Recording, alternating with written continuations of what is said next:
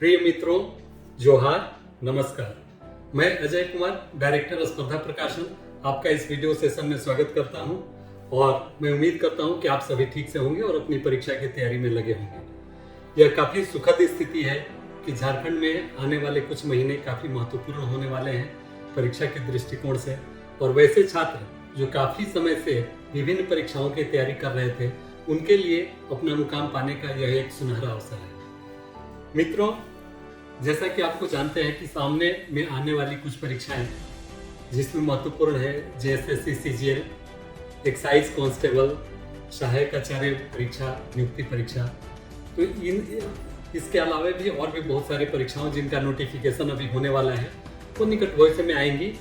लेकिन ये जितनी भी परीक्षाएं आयोजित होनी है वह सभी के सभी एमसीक्यू लेवल की है, अर्थात मल्टीपल चॉइस क्वेश्चंस के जो प्रश्न होंगे वह एमसीक्यू अर्थात मल्टीपल चॉइस क्वेश्चंस पूछे जाएंगे और उसमें आपको किसी एक प्रश्न पर के ऑप्शन पर आपको टिक लगाना होगा या आपको काला करना होगा अगर ओएमआर शीट पर एग्जाम होते हैं तो पर्टिकुलरली जो जेएसएससी सीजीएल के स्टूडेंट हैं वो प्राय हमसे प्रश्न करते हैं कि सर कभी कभी सेट करते समय हमारे साथ ऐसा होता है कि जानते हुए भी प्रश्न हम सही ढंग से उसमें टिक नहीं कर पाते, काला नहीं कर पाते, या वैसे प्रश्न जिसका कि पहले भी हम अध्ययन कर चुके होते हैं वह भी प्रैक्टिस के समय में वो गलत हो जाते हैं। तो स्वाभाविक है कि जब प्रैक्टिस के दौरान आपका ऐसे प्रश्न सही नहीं हो पाते हैं तो एग्जामिनेशन के समय भी उनके सही होने का चांस संदिग्ध बना रहता है। तो वैसे छात्रों की जिज्ञासा होती है कि आखिर हम क्या करें कि परीक्षा में जानते हुए प्रश्न तो हम करें ही और साथ ही साथ वैसे प्रश्न जिसमें दुविधा हो उसको भी हम क्लियर कर लें। तो इसके लिए कोई तरकीब आप बताएं। तो मैंने जो अपने अनुभव और प्रतिभागियों से परिचर्चा करने के बाद जो निष्कर्ष निकाला है, साथ ही साथ जो हमारे मित्र विभिन्न चैनलों से अध्यापन का कार्य करते हैं या उनके अपने साइट्स हैं, प्लेटफॉर्म्स हैं, तो उनसे मैंने जो भी डिस्कशन किया उसके आधार पर हमने जो निष्कर्ष निकाला मैंने सोचा कि उसको आपसे मैं शेयर करूं और आज विशेषकर मैं उसी प्रयास में आपके सामने हूं और मैं चाहूंगा कि मेरे इस आज के वीडियो सेशन से आपको काफी लाभ हो और आने वाले परीक्षा में आप बेहतर परफॉर्म कर सकें। तो मित्रों, मैं अपने इस वीडियो सेशन को दो भाग में आज डिवाइड करना चाहूंगा। पहला भाग जो कि इस प्रिपरेशन से जो आपकी तैयारी चल रही है उसके परीक्षा पूर्व का भाग है और दूसरा जो परीक्षा के दौरान, परीक्षा हॉल के दौरान आपकी होगी क्या होगी स्थिति और किस प्रकार आपको टैकल करना पड़ेगा परीक्षाओं को, इससे संबंधित है।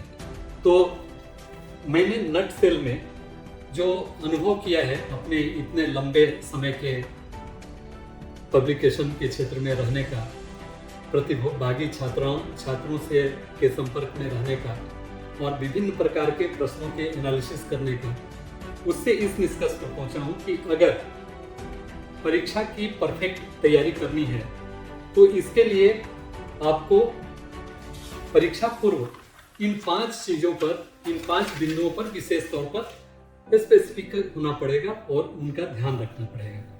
तो वो 5 बिंदु कौन कौन से हो सकते हैं मैं चाहूंगा कि आप वो जानें और उस पर विशेष रूप से आप ध्यान दें जब आप परीक्षा की तैयारी कर रहे होते हैं।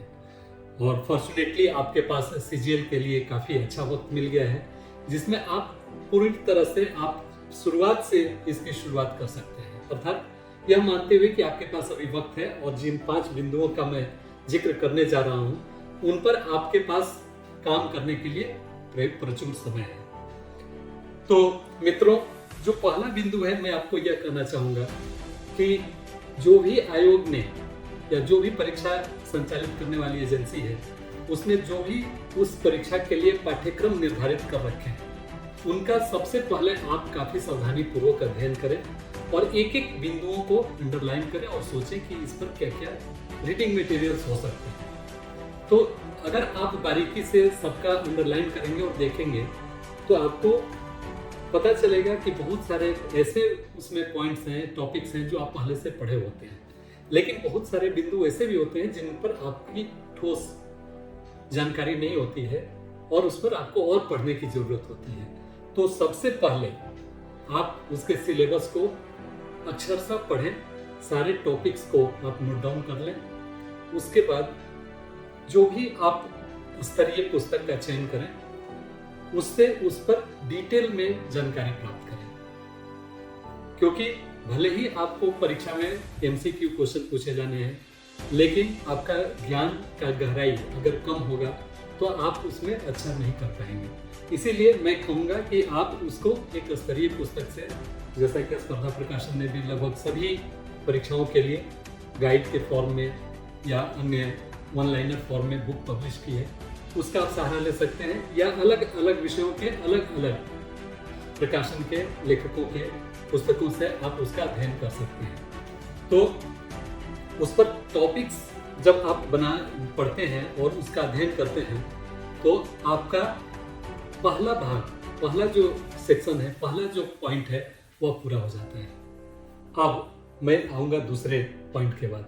जैसे ही पाठ्यक्रम के टॉपिक्स आप पढ़ लिए, उसके बाद से बहुत सारे पुस्तकों में, जैसा मैं भी करता हूँ, स्पर्धा प्रकाशन की पुस्तकें भी होती है, उस टॉपिक के बाद एमसीक्यू उससे चैप्टर से या उस टॉपिक से रिलेटेड वो दिए जाते हैं।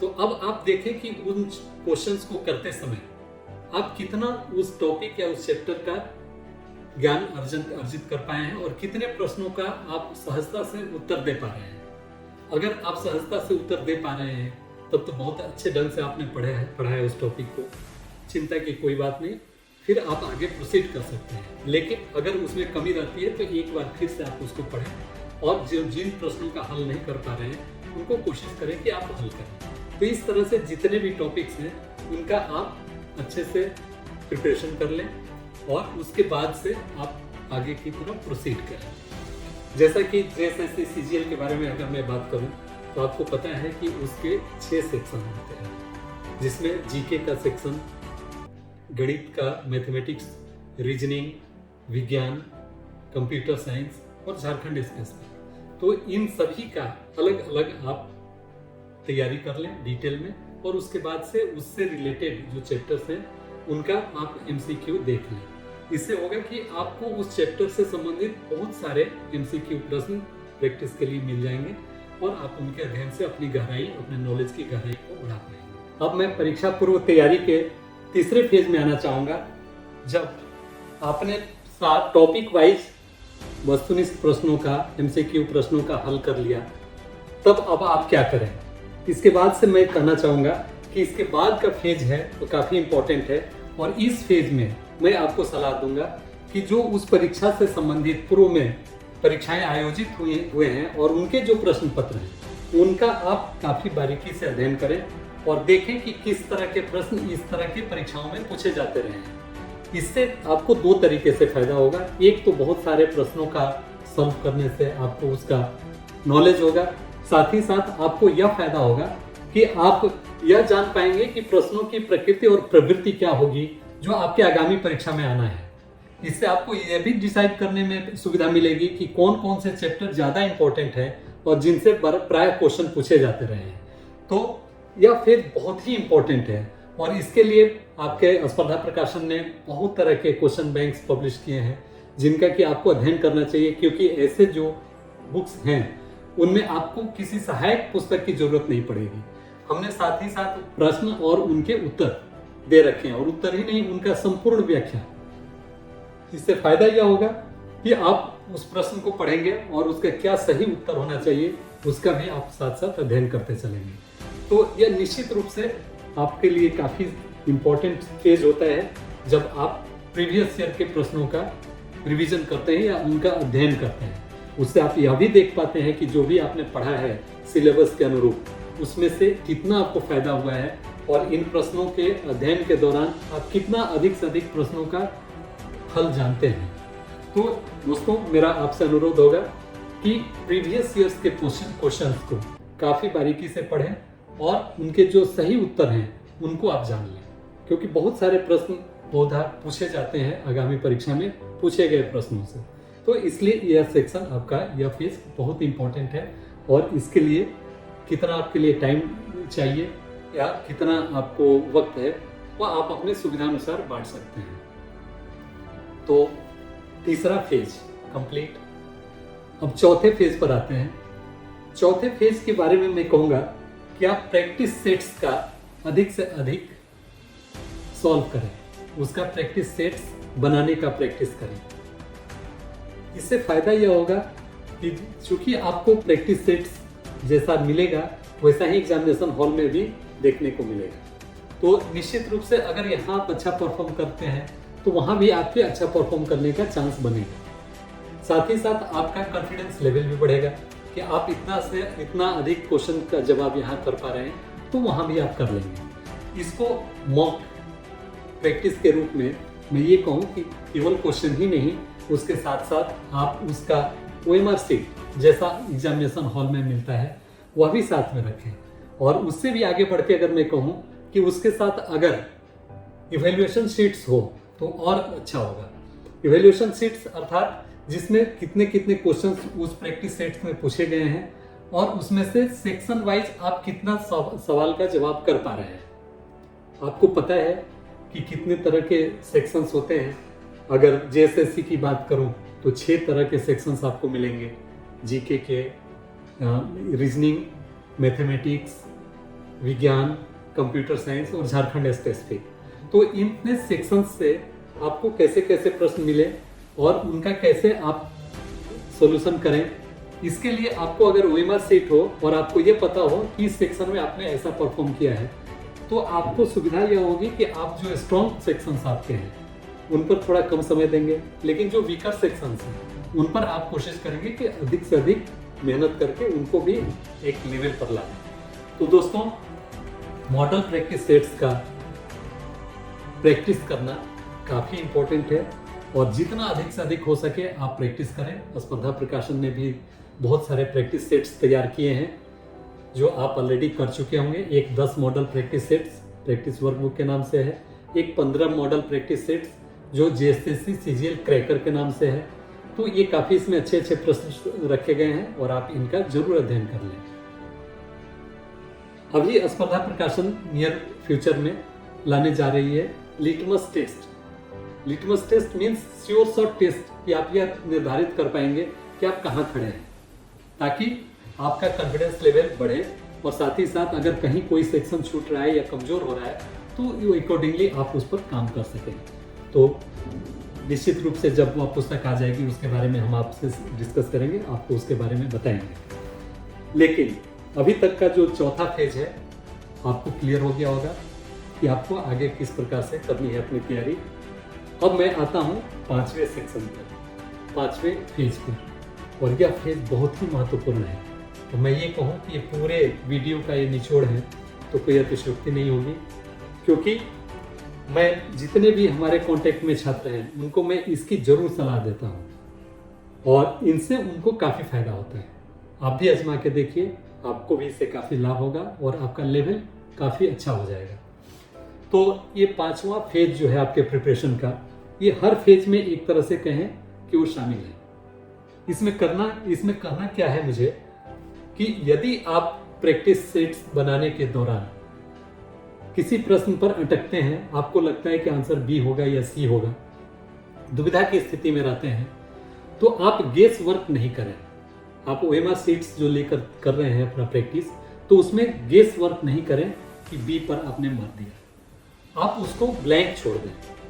ब्लैंक छोड़ने से क्या फायदा होगा कि भले आपको कुछ समय के लिए लगे कि 100 में या 150 में आपने केवल 75 क्वेश्चंस को सॉल्व किया है या 60 क्वेश्चन को सॉल्व किया है, लेकिन इसका बाद में आपको फायदा मिलने जा रहा है। आप बाद में जो ब्लैंक क्वेश्चन छोड़ दिए हैं उनको आप देखें, उनका क्या सही उत्तर होगा आप सोर्स से जान लें, या जो पुस्तक जिसका अध्ययन आप कर रहे हैं उसमें अगर उसका व्याख्या दिया हुआ हो, उसका डिस्कशन दिया हुआ हो, तो उससे आप पढ़कर अपना नॉलेज इन्हेंस कर लें।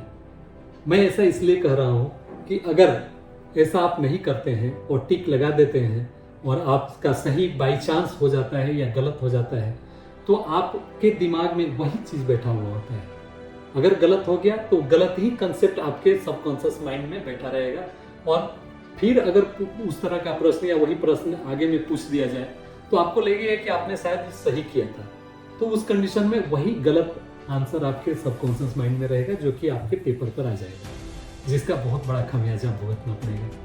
मित्रों, आपको पता है कि एक एक प्रश्न काफ़ी महत्वपूर्ण है और वह आपके सफलता असफलता का कारण बन सकता है। तो निश्चित रूप से कोई चांस आप नहीं लेना चाहेंगे। मेरा भी आपसे अनुरोध होगा कि आप असमंजस वाले प्रश्न को बिल्कुल ही हाथ न लगाएं प्रैक्टिस के दौरान, और उसके लिए आप पहले ब्लैंक छोड़ें और उसका अध्ययन कर लें और तब आगे बढ़ें। धीरे धीरे आप देखेंगे कि शुरू में ज़्यादा ब्लैंक आपके क्वेश्चन छूट रहे थे। आप जैसे जैसे ज़्यादा से ज़्यादा प्रैक्टिस करते जाएंगे और जो मैं बता रहा हूँ, जैसा मैंने कहा कि 5वां फेज या 5वां तरीका, उसके बेसिस पर आप करते चलेंगे तो आप देखेंगे कि काफ़ी प्रश्न आपके से सॉल्व हो जा रहे हैं। तो यह मेरा कंसेप्ट था जिससे बहुत छात्रों ने फायदा लिया है। मैं चाहूँगा कि आप भी लें। परीक्षा पूर्व तैयारी के कुछ टिप्स, तो ये हो गया परीक्षा पूर्व तैयारी का। अब मैं चाहूँगा कि परीक्षा हॉल के दौरान जो चीज़ें आपको करनी चाहिए उसके बारे में आपसे डिस्कस करूं, क्योंकि परफॉर्मेंस तो वही है, फाइनल मैच तो वहीं पर होना है। इसलिए उसके बारे में मैंने जो देखा है और मैंने जो पॉइंट्स निर्धारित किए हैं वह काफ़ी कारगर होते हैं और आपके लिए भी होंगे। तो इस सेक्शन में मैंने कुल 10 पॉइंट्स बनाए हैं जिनका कि आपको ध्यान देना चाहिए, जिनका कि आपको परीक्षा हॉल में इग्नोर नहीं करना चाहिए। वो 10 पॉइंट्स कौन कौन से हैं, मैं चाहूँगा कि उसके बारे में भी आपसे डिस्कस करूँ। मित्रों, हम चर्चा कर रहे हैं जेएसएससी सीजीएल या जो भी एमसीक्यू परीक्षाएं होने वाली है उसके परफेक्ट तैयारी से संबंधित। तो अब तक हमने चर्चा की कि परीक्षा के पूर्व आपको कैसे अपनी तैयारी को धार देनी चाहिए। अब मैं बताने जा रहा हूं इसके अगले स्टेज, अर्थात परीक्षा हॉल के अंदर आपको किस प्रकार से अपनी तैयारी को, अपने टेम्परामेंट को बचा के रखना चाहिए और कैसे परफॉर्म आप अगर इन बिंदुओं को ध्यान रखें तो अधिकाधिक कर पाएंगे और बेहतर रिजल्ट आप ला पाएंगे। तो आप ध्यान से गौर से आप देखें ये 10 पॉइंट्स क्या क्या हो सकते हैं। तो जो सबसे पहला पॉइंट है, आप अवगत हैं कि किसी भी परीक्षा में जैसे ही आपको क्वेश्चन बुकलेट और आंसर शीट ओएमआर शीट मिलता है तो उसमें कुछ फिल करने होते हैं इंस्ट्रक्शन के अनुरूप आपके डिटेल्स। तो यह कभी भी आप ध्यान रखेंगे कि ये भूल न करें कि आप बाद में कर लेंगे या उस पर ध्यान नहीं देंगे। उसमें जो भी कलर करना होगा, भरना होगा, उसको पहले अच्छी तरह से भर लेंगे।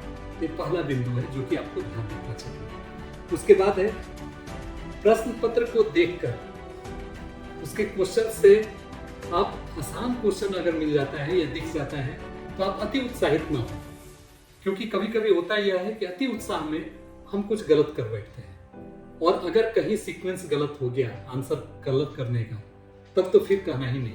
इसलिए अति उत्साह में काम नहीं करना है और आपको अपना बैलेंस, अपना टेम्परामेंट बचा के रखना है। ये दूसरा पॉइंट है।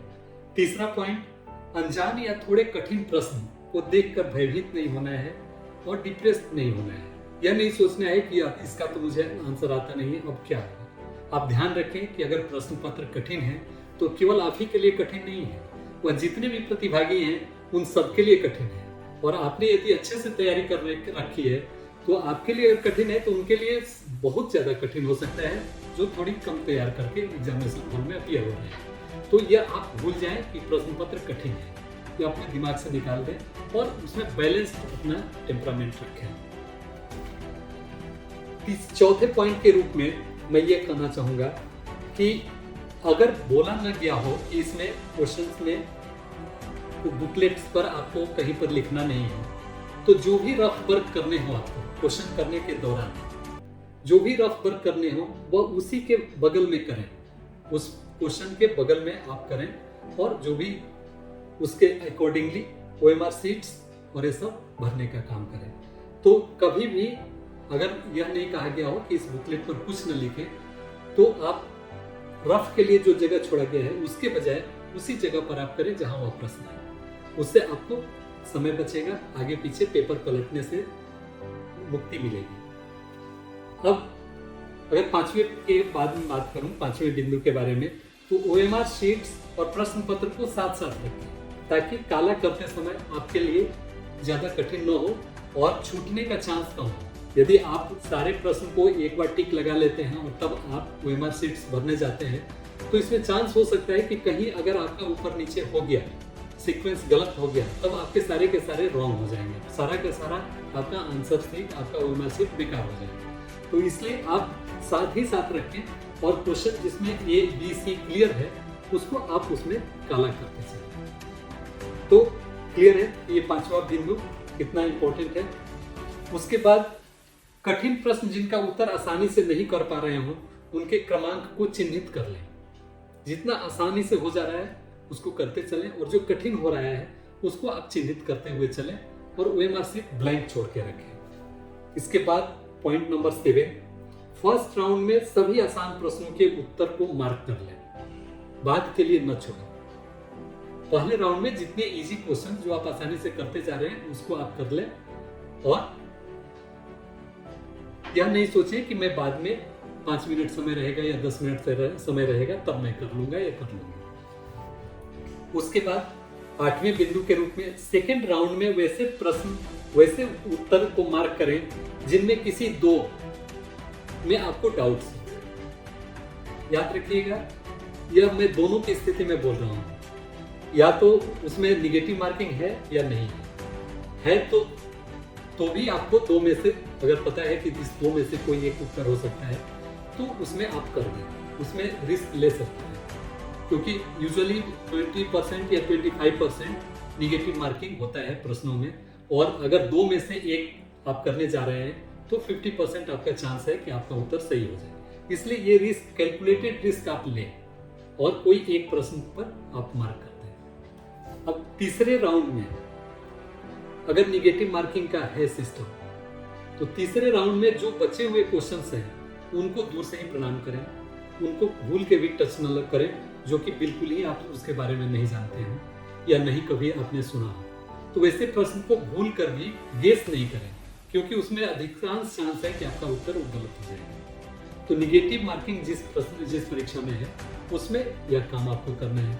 अगर निगेटिव मार्किंग नहीं है तब तो बिंदास अंदाज में आप कोई भी प्रश्न, कोई भी उसका ऑप्शन उसको टिक कर दें, ब्लैंक न छोड़ें। अगर निगेटिव मार्किंग नहीं है तो कोई भी उत्तर यह ध्यान रखें कि ब्लैंक न छोड़ें, क्योंकि 25% चांस तो है ही कि आपका उत्तर सही हो जाए अगर 4 ऑप्शंस दिए गए हैं। तो मेरे दोस्तों इस बात का आप पूरा ख्याल रखेंगे कि जिस भी एग्जाम में निगेटिव मार्किंग नहीं है उसमें कोई भी प्रश्न छूटे नहीं, कोई भी OMR शीट का गोला भरने से आप छूटे नहीं। अब आता है 10वां बिंदु, जो कि अभी जस्ट मैंने डिस्कस की निगेटिव मार्किंग के संदर्भ में कि स्वैच्छिक रूप से, और यह आपके ऊपर निर्भर करता है कि आप या तो A पर टिक मारें, B पर मार दें, या C या D। आप आर्बिट्रेरी भी कर सकते हैं, आप आर्बिट्रेरी भी A B C D A C D B जिसमें भी आपको लगता हो आप कर दें, क्योंकि वो तो मैटर ऑफ प्रोबेबिलिटी है, वो उसमें 25% आपका चांस है कि वो सही हो ही जाए। तो मित्रों मुझे उम्मीद है कि जो मैंने अभी पॉइंट्स डिस्कस किए MCQ परीक्षा की तैयारी से संबंधित, वो आपके लिए काफ़ी उपयोगी साबित होगा और आप इन बिंदुओं को ध्यान रखेंगे और इसके अकॉर्डिंगली आप अपने आगे की परीक्षा की तैयारी करेंगे या एग्जामिनेशन हॉल में आप अपना आंसर बुकलेट, OMR शीट्स भरने का काम करेंगे। तो पुनः मैं आपसे अनुरोध करूंगा कि जो भी छात्र अब तक हमारे चैनल को सब्सक्राइब नहीं किए हों वो जरूर कर लें, अपने मित्रों को भी बोलें, और ताकि हम आपको बता सकें कि अपनी आने वाली कौन कौन सी पुस्तकें आपके लिए काफ़ी उपयोगी होने वाली है। और एक और सूचना मैं देना चाहूँगा कि वीकली न्यूज़ सैटरडे को हम लाते हैं वैसे छात्रों के लिए जो अखबार का नियमित अध्ययन नहीं कर पाते हैं, वर्किंग है या जो भी कारण हो, उनके लिए हम जितने भी इम्पोर्टेंट परीक्षा पॉइंट ऑफ व्यू से तथ्य होते हैं उसका एक जगह संकलन देते हैं और उसका वीडियो फॉर्मेट में आता है वो, और नेक्स्ट डे उसका PDF स्पर्धा प्रकाशन के टेलीग्राम चैनल पर दे दिया जाता है। तो इस तरह से आपके करंट अफेयर्स की तैयारी भी साथ साथ होते जाती है झारखंड से रिलेटेड, जो कि एक काफ़ी इंपॉर्टेंट सेगमेंट होता है किसी भी परीक्षा का जो झारखंड में आयोजित हो रहा हो। तो पुनः आपसे भविष्य में जल्दी मिलेंगे। आप जरूर कमेंट बॉक्स में लिखें कि आपकी क्या क्या समस्याएं हैं या आप और क्या स्पर्धा से एक्सपेक्ट करते हैं, ताकि उसके अनुरूप हम लोग कार्य कर सकें और आपके मंजिल तक पहुंचाने में सहयोगी बन सकें। नमस्कार।